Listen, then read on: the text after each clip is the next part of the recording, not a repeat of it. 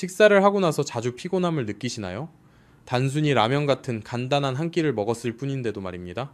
꽤 건강하게 먹고 있다고 생각했지만 검사할 때마다 여전히 혈당이 높게 나온 적이 있나요? 아침에 일어나면 입이 마르고 몸이 무겁지만 그 원인을 알 수 없었던 적이 있나요?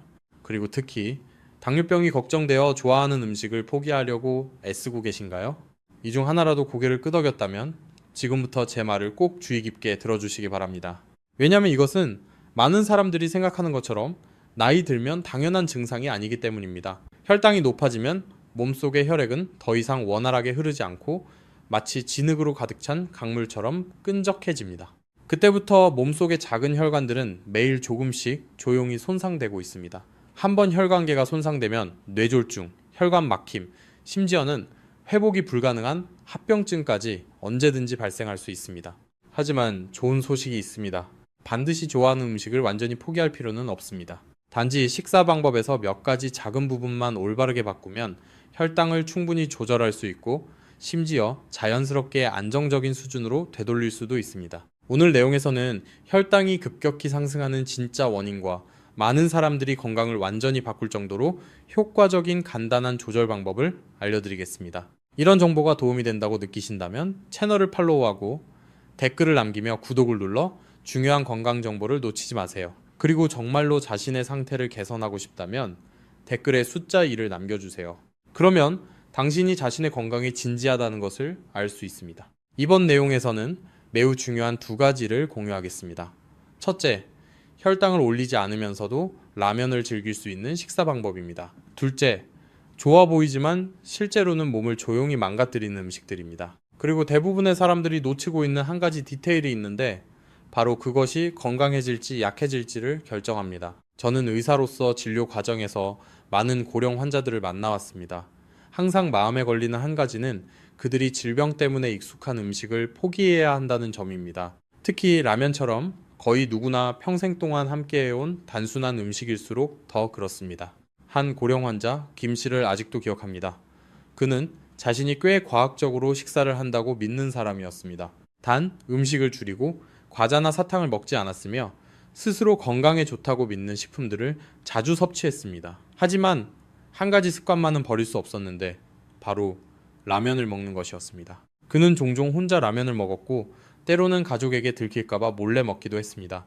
피곤한 날에는 라면 한 그릇으로 식사를 대신하곤 했습니다. 그런 생활이 계속되던 어느 날 식사를 마치고 잠시 앉아 쉬다가 갑자기 어지러움을 느끼고 눈앞이 캄캄해지며 온몸에 식은땀이 흘렀습니다. 검사를 했을 때 그의 혈당 수치는 400을 넘었습니다. 이 수치는 매우 위험한 수준입니다.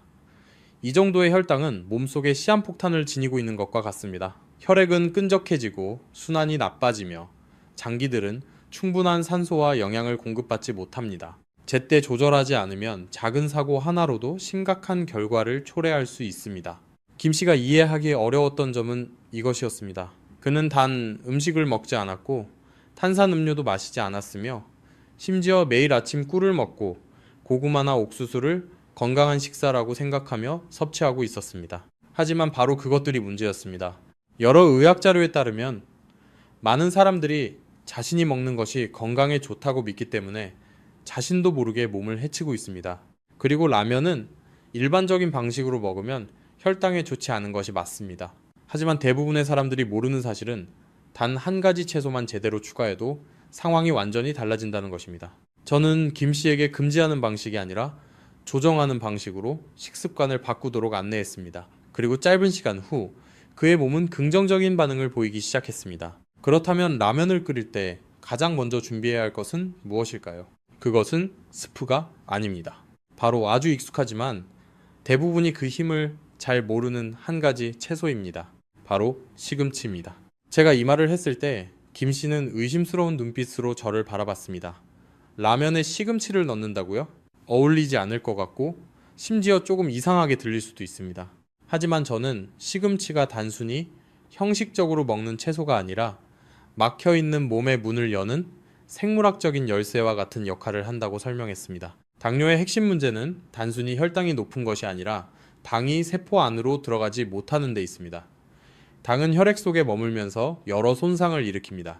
마치 집 앞에 많은 손님이 서 있지만 안으로 들어갈 열쇠가 없는 상황과 같습니다.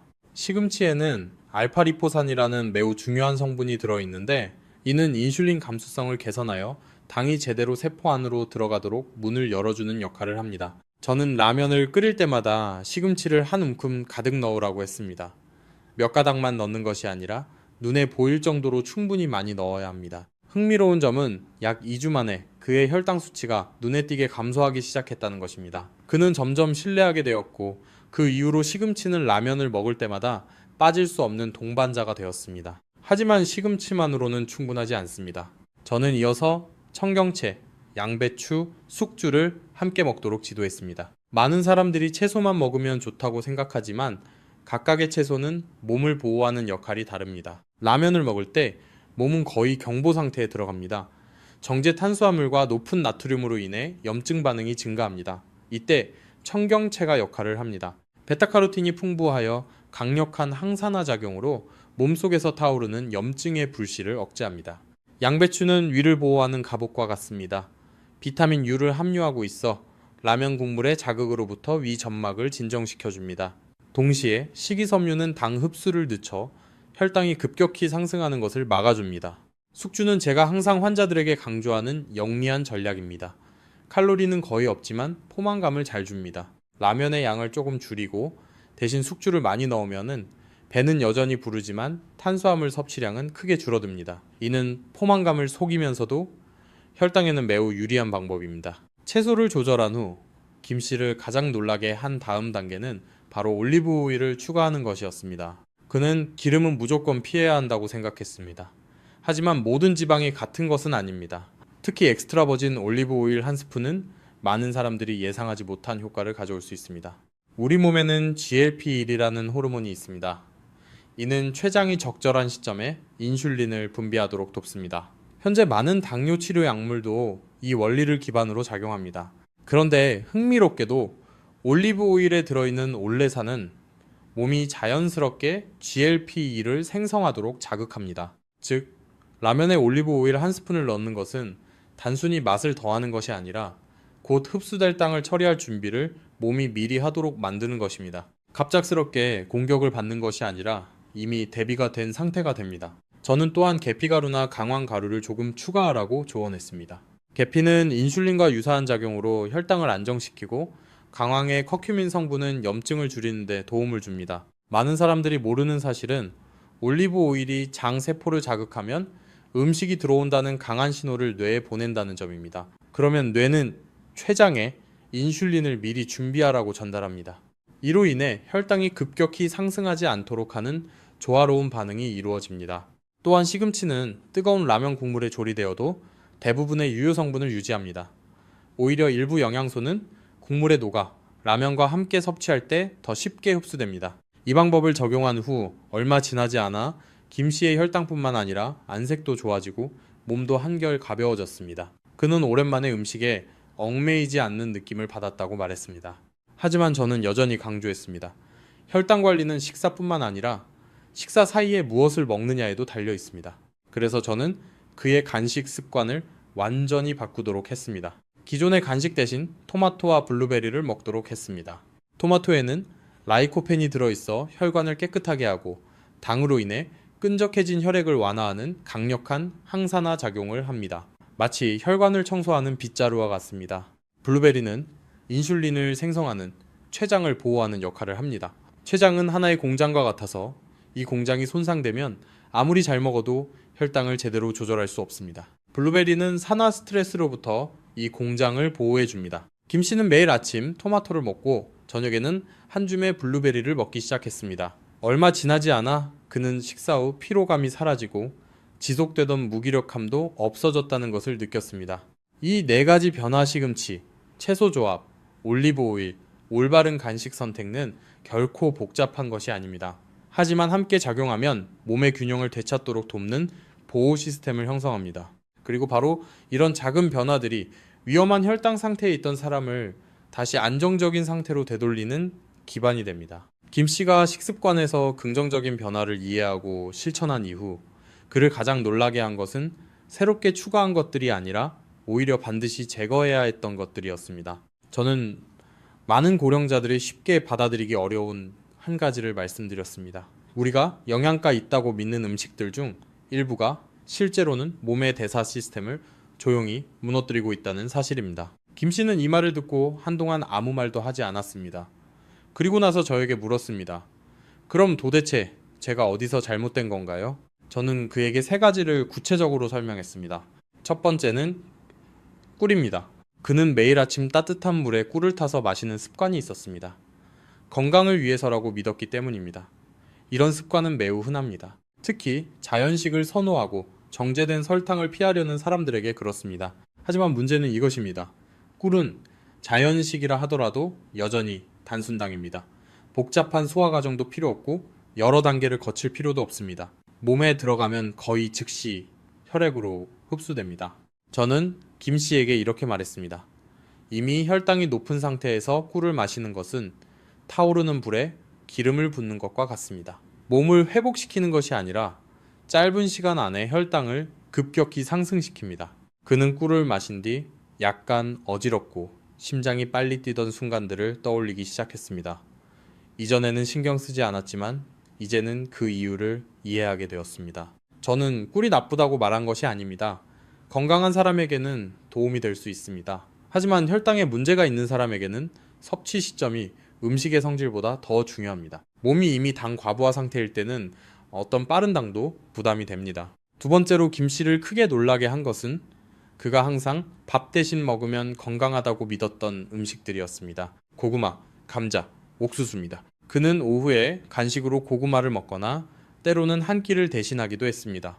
흰쌀밥보다 더 좋은 선택이라고 생각했기 때문입니다. 하지만 저는 생물학적으로 이러한 음식들은 우리가 흔히 생각하는 채소가 아니라는 점을 설명했습니다. 이들은 탄수화물 공급원이며 몸에 들어가면 결국 밥과 마찬가지로 당으로 전환됩니다. 심지어 어떤 경우에는 감자나 고구마의 혈당 지수가 흰쌀밥보다 더 높을 수도 있습니다. 특히 충분히 익었거나 공복 상태에서 먹을 때 그렇습니다. 저는 그에게 물었습니다. 오후에 고구마를 하나 먹고 저녁에 평소처럼 밥을 먹는다면 결국 탄수화물을 2번 먹는 것과 다르지 않지 않습니까? 그는 말이 없었습니다. 이것이 많은 사람들이 겪는 문제입니다. 음식의 종류를 잘못 선택하는 것이 아니라 먹는 방식과 타이밍을 잘못 이해하는 것입니다. 고구마, 옥수수, 감자는 나쁜 음식이 아닙니다. 하지만 주식 외에 추가로 먹으면 총당 섭취량이 몸이 감당할 수 있는 수준을 넘어서게 됩니다. 또한 저는 한 가지 중요한 점을 덧붙였습니다. 많은 사람들이 옥수수나 고구마를 먹을 때 소금이나 설탕을 곁들입니다. 이는 당의 흡수 속도를 훨씬 빠르게 만들어 혈당을 더 급격히 올립니다. 김 씨는 소금을 찍어 먹던 삶은 옥수수나 달콤하게 구운 고구마를 떠올렸습니다. 예전에는 맛있다고만 생각했지만 이제는 그것이 췌장에 계속해서 부담을 주는 행동이었다는 것을 이해하게 되었습니다. 그리고 세 번째, 그가 전혀 예상하지 못했던 부분입니다. 바로 단 과일, 특히 잘 익은 감과 건과일입니다. 그는 제철마다 감을 즐겨 먹었고 하루에 2~3개를 먹는 날도 있었습니다. 과일은 당연히 건강에 좋다고 믿었기 때문입니다. 또한 입이 심심할 때 건과일도 자주 먹었습니다. 저는 그에게 분명히 설명해야 했습니다. 모든 과일이 같은 것은 아닙니다.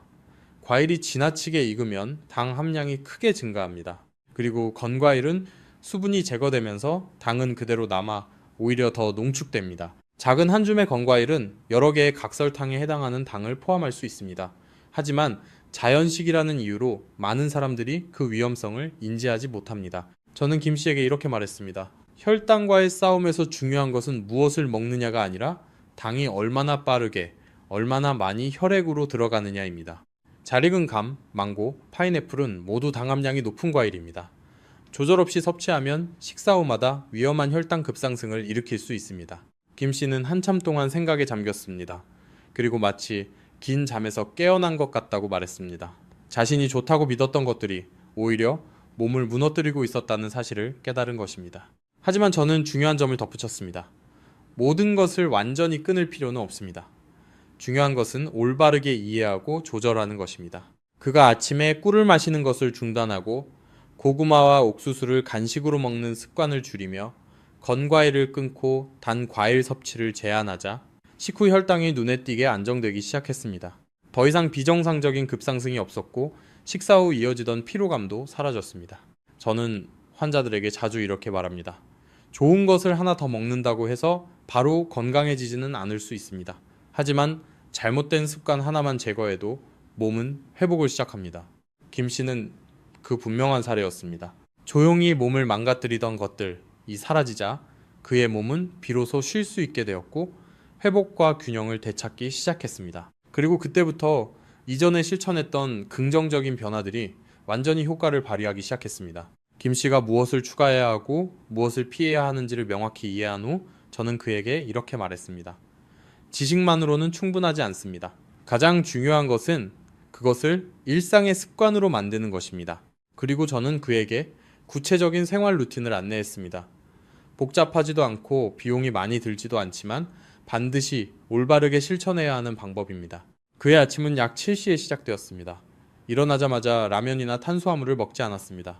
대신 토마토 반 개를 먹고 그 위에 엑스트라 버진 올리브 오일 한 작은 숟가락을 뿌렸습니다. 저는 토마토의 라이코펜이 강력한 항산화 물질이지만 단독으로 먹으면 흡수 효율이 높지 않다는 점을 설명했습니다. 올리브 오일의 좋은 지방과 함께 섭취하면 흡수율이 크게 증가합니다. 이것은 단순한 간식이 아니라 밤사이 쌓인 혈관을 정리하는 시동 단계입니다. 그 후 그는 약 20분 정도 가볍게 산책을 했습니다. 빠르게 걸을 필요도 강하게 운동할 필요도 없습니다.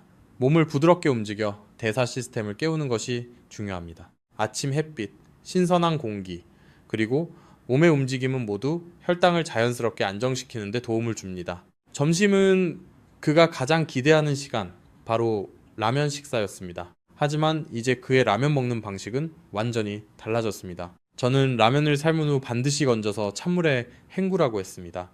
많은 사람들이 이 과정을 번거롭게 생각하지만 매우 중요한 단계입니다. 라면이 빠르게 식으면서 전분 구조가 변화하여 저항성 전분이 생성됩니다. 이 전분은 소화가 느려 당으로 전환되는 속도를 늦추기 때문에 혈당이 급격히 오르지 않고 천천히 상승하게 됩니다. 그 다음 이전에 설명한 것처럼 시금치, 청경채, 양배추, 숙주를 함께 넣어 다시 조리했습니다. 하지만 가장 중요한 것은 조리 방법이 아니라 먹는 순서입니다. 저는 이것을 거꾸로 먹기라고 부릅니다. 먼저 채소를 먹습니다. 충분히 씹어 식이섬유가 위벽을 덮도록 하여 자연스러운 보호막을 형성하고 당 흡수를 늦춥니다. 그 다음 단백질 계란이나 두부를 먹습니다. 단백질은 혈당을 안정시키고 포만감을 오래 유지시켜줍니다. 그리고 마지막에 라면을 먹습니다. 이 순서만 바꿔도 식후 혈당이 눈에 띄게 감소합니다. 급격히 상승했다가 다시 떨어지는 패턴이 사라지면서 몸의 피로도 줄어듭니다. 식사 후에는 많은 사람들이 놓치는 중요한 점이 있습니다. 바로바로 앉아서 쉬지 않는 것입니다. 식후 15-30분은 골든타임입니다. 이 시기에 혈당이 상승하기 시작합니다. 이때 가볍게 움직이면 그 당이 에너지로 사용되고 혈액에 남아있지 않게 됩니다. 김 씨는 점심 식사 후 매번 가볍게 걷기 시작했습니다. 단 15-20분이었지만 효과는 매우 컸습니다. 저는 허벅지 근육이 몸에서 가장 큰 근육이며 운동 시 혈당을 가장 많이 소비하는 부위라고 설명했습니다. 그래서 허벅지는 제2의 췌장이라고 불리기도 합니다. 걷는 동안 허벅지 근육이 혈액 속 당을 끌어와 사용합니다. 저녁에는 더 가볍게 식사했습니다. 밥 반 공기와 국, 그리고 두부 반찬을 먹은 후 소량의 블루베리를 섭취했습니다. 블루베리는 혈당을 급격히 올리지 않으면서 췌장세포를 보호합니다. 이렇게 하루를 마무리하면 몸에 추가적인 부담을 주지 않습니다. 이 방법을 일정 기간 실천한 후 김 씨는 놀라운 결과를 가지고 다시 찾아왔습니다. 혈당은 점점 낮아지고 안정되었으며 무엇보다 이전처럼 피로를 느끼지 않게 되었습니다. 하지만 그 이후로 그는 더 많은 질문을 하기 시작했고 아마 당신도 비슷한 궁금증이 있을 것입니다. 첫 번째 질문은 일주일에 라면을 몇 번 먹어도 되나요? 였습니다. 저는 분명하게 답했습니다. 제가 안내한 방식 채소 충분히, 올리브 오일 추가, 올바른 순서로 식사를 지킨다면 일주일에 몇 번은 크게 문제가 되지 않습니다. 하지만 예전 방식으로 돌아간다면 한 번만으로도 몸에 부담이 될 수 있습니다. 두 번째 질문은 어떤 올리브 오일을 선택해야 하나요? 였습니다. 저는 반드시 엑스트라 버진을 선택하라고 했습니다. 가공이 적고 산도가 낮은 순수한 오일입니다. 뚜껑을 열었을 때 풀이나 잎 같은 향이 느껴진다면 이는 폴리페놀이 풍부한 좋은 품질의 신호입니다. 세 번째 질문은 라면 국물을 다 마셔도 되나요? 였습니다. 저는 가능하면 제한하라고 조언했습니다. 라면 국물에는 나트륨, 지방, 용해된 전분이 많이 포함되어 있습니다. 먹더라도 몇 숟가락 정도로 맛만 보는 것이 좋습니다. 채소를 충분히 넣으면 건더기가 많아져 자연스럽게 국물 섭취도 줄어듭니다. 마지막 질문은 식후 운동은 언제 하는 것이 가장 좋은가요? 였습니다. 저는 다시 강조했습니다. 식후 15, 30분이 가장 이상적인 시간입니다. 격렬한 운동이 필요하지 않고 걷기만으로도 충분히 큰 변화를 만들 수 있습니다. 김 씨는 처음에는 특히 식사 순서를 바꾸는 것이 어렵게 느껴졌다고 말했습니다. 하지만 며칠이 지나자 자연스러워졌습니다.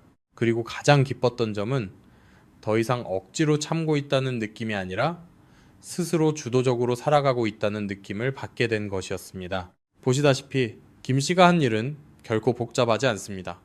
비싼 약도 필요 없고 극단적인 식단도 필요 없습니다. 올바르게 이해하고 올바르게 실천하며 그것을 매일 반복하는 것뿐입니다. 그리고 바로 그 작은 변화들이 위험한 혈당 상태에 있던 사람을 안정적이고 건강한 상태로 되돌리고 자신의 식사를 자유롭게 즐길 수 있도록 만들어줍니다. 몸은 올바르게 지원해주면 스스로 회복하는 법을 알고 있습니다. 그리고 당신도 바로 다음 식사부터 그것을 시작할 수 있습니다.